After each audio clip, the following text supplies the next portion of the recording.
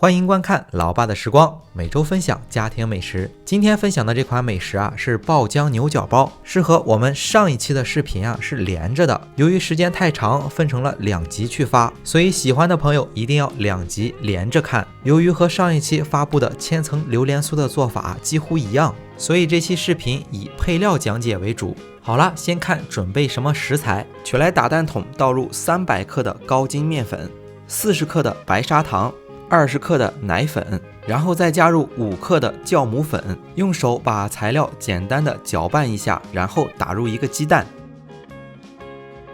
最后加入130克左右的水，上厨师机先把材料打成一个均匀柔软的面团。牛角包属于面包，所以前期的配料是以面包的做法为基础的。打成这种面团之后，还要再加入2种材料。加入20克已经切成小块的黄油，然后再加入3克的食用盐，然后把材料上厨师机打至出手膜。现在处于冬天，如果家里的温度比较低一些，大概需要打20多分钟。牛角包也属于面包，它的材料就是一款面包的材料。这一份材料大概能做12个牛角包。这样我们把打好的面团分成2个小面团，用手把面团揉光滑，放在一旁，盖上保鲜膜，让它自然松弛30分钟。如果是夏天，酵母粉放3克就可以，现在是冬天，所以放了5克。好啦，接下来的步骤就和做榴莲酥的步骤是一样的。牛角包的材料比榴莲酥的材料多1倍，所以这里黄油准备180克，2份90克的。然后同样每90克黄油用油纸包住，然后擀成薄片，就像做榴莲酥一样。面团30分钟以后，同样是用刀划上十字小口，把黄油包进去。唯有一点不一样，就是牛角包需要开4次酥，但是榴莲酥只开3次。方法都是一样的，这里就不惜做太多的展示，直接跳到下一步。最后大概擀成有20厘米宽、30厘米长的一个薄片，然后取来一个尺子，把边角去掉，分成等份的3份，然后斜着把每一份再切开，这样就成为了6个三角形。同样，如果是温度比较高，黄油融化，制作的时候要放在冰箱里不断的降温。接下来的这个小细节决定了牛角包中心做出来是空的，就是我们要用刀在它的尾部切一个小口，然后外翻着把它卷起来，这样保证在烘烤的时候中间厚，可以烤熟，而且中间是空的，方便挤入酱。不需要太用力的去卷，慢慢的把它卷起来就好了。这样我们用同样的方法就做好了6个牛角包。牛角包放了酵母需要醒发，醒发的时候可以在烤箱里放一盘温水，增加湿度，温度设定在35度。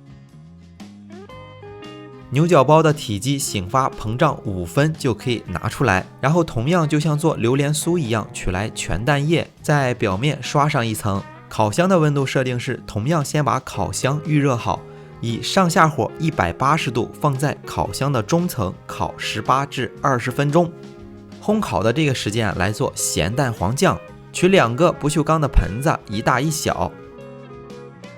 大的盆子里倒入半盆的热水，把小的盆子套在上面。小的盆子里已经提前准备好了90克的淡奶油，这个时候为了方便融化，再加入已经切好的30克的黄油块，根据自己的口味加入适量的白砂糖，视频中是加入了20克。截止到这一步一定要借助水温把所有的材料混合均匀，因为下面就不需要用到热水了。白糖融化以后，最后加入3个熟的咸的鸭蛋黄。不会处理蛋黄的伙伴可以参考一下之前做蛋黄月饼的视频。熟的鸭蛋黄很硬，所以这一步要借助一个小筛子把蛋黄筛一下，这样做出来的蛋黄酱特别的细腻。把材料再混合均匀以后，最后加入20克的奶粉，增加它的粘稠度。然后最后一次混合材料，蛋黄酱就做好了。然后把裱花袋套在一个杯子上，然后把材料倒进去。裱花袋上已经提前放好了做泡芙的裱花嘴儿。现在牛角包差不多也烤好了，把它取出来，然后放凉，然后就可以把准备好的蛋黄酱挤进去。这样我们的爆浆牛角包也就做好了。最后提示一下观看这期视频的小伙伴，本期视频需要和上一期制作榴莲酥的视频连起来看。到这里，我们的这期合集视频就分享到这里了。大家如果喜欢老爸做的美食，一定要帮忙关注点个赞，谢谢大家。为了方便大家去记去看视频中所需要的材料，材料也已经备注在视频下方的备注栏。